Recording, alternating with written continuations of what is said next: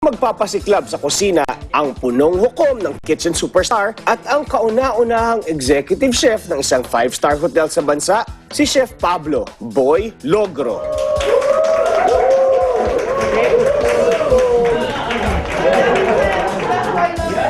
Hello everybody!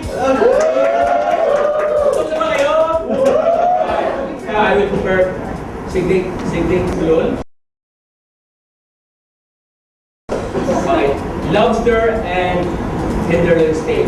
Like a druid of lobster and tenderloin. Parang Valentine. So everyday Valentine. Para lahat mag-enjoy.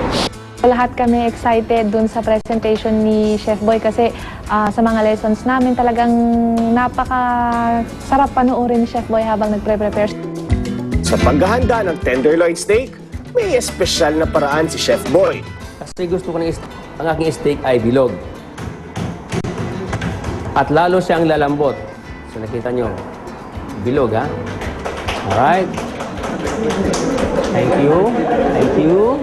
May pumapalakpak. For the first time ha, narinig ko palakpak nyo ha.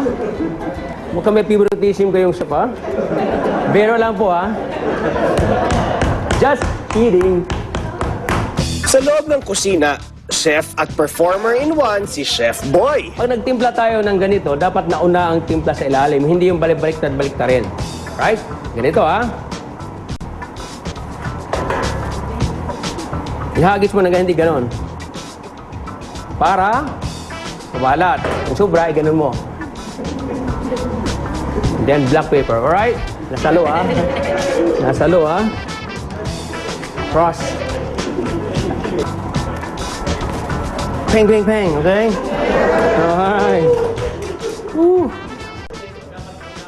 Kaya naman ang mga cook, pati mga chefs at judges, aliw na aliw sa kanyang demo.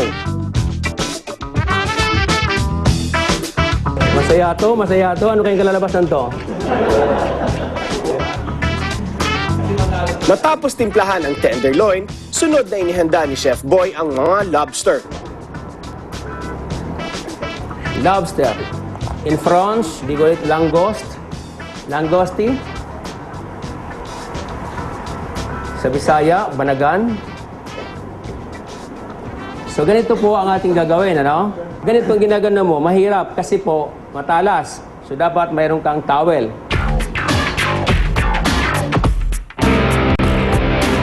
Then hiwain natin yung ulo.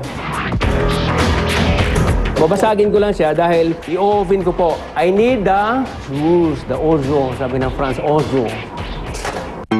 Bago ilagay sa oven ang ulo ng lobster, animoy nilasing muna ito ni Chef Boy. Bukod sa extra virgin olive oil, hinaluan din niya ito ng white wine at brandy para maalis ang lansa. Hindi pwedeng i-direct kasi mapakla ang kalalabasan niya. So dapat ay babawasin mo yung fermentation ng alak. Gusto niyo uminom? Matagayan ko kayo. Kailangan umuusok. Alright? Chef? So this is the technique. Then, ilagay dito. Babaw. Kinailangan ni Chef Boy ng konting tulong sa oven. Pero ayon sa kanya, normal lang na manibago ang isang cook sa ibang kusina. Nang ready to go na ang oven, inilagay ni Chef Boy ang lobster sa loob nito for at least 25 minutes hanggang sa lumabas ang katas nito. Ihiniwalay ni Chef Boy ang laman ng lobster mula sa balat nito.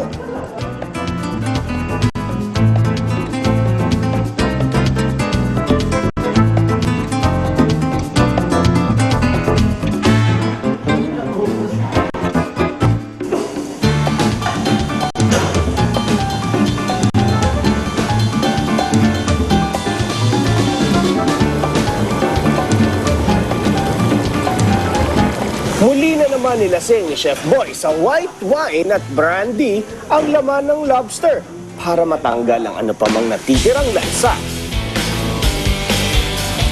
Matapos ihanda ang steak at ang lobster, susunod na inasikaso ni Chef Boy ang red wine sauce. Ang sikreto raw sa katakam-takam niyang sauce ang reduction ng red wine or ang pagpapakulo nito hanggang matuyo ng kaunti. Hindi po pwede yung hindi natin i-reduction yung wine. Dahil pagka hindi natin pinapakuluan, what will happen is maasim ang ating sauce. Habang pinapakuluan ng red wine, nag-demo rin si Chef Boy ng iba't ibang paraan ng pag-chop. Okay ba? This is Filipino style. Okay? Pag French, ganito. Walang ingay, no? Pag Japanese naman, ganito.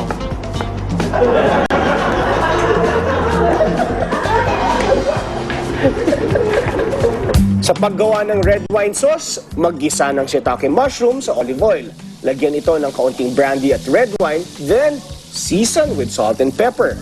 So mamaya-maya, pag reduction na yan, ilagay natin dyan. Tapos yung katas ng beef, ilalagay natin dyan and add a little butter. And that is called red wine reduction of red wine sauce.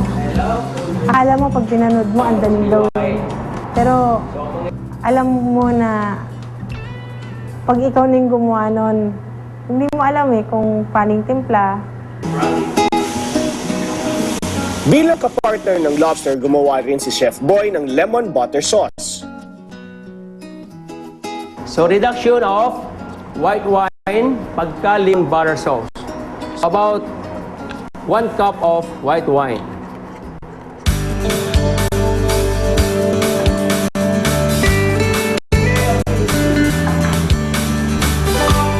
This is my squeezer, even orange. No need to buy other squeezer.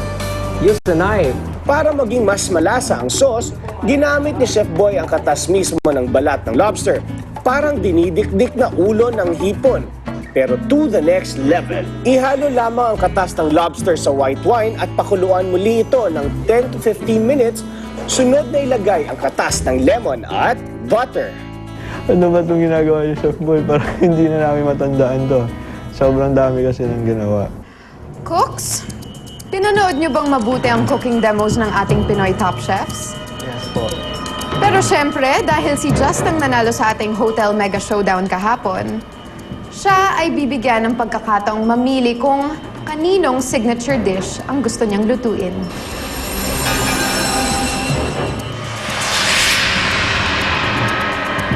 Cooks, pasiklaban na.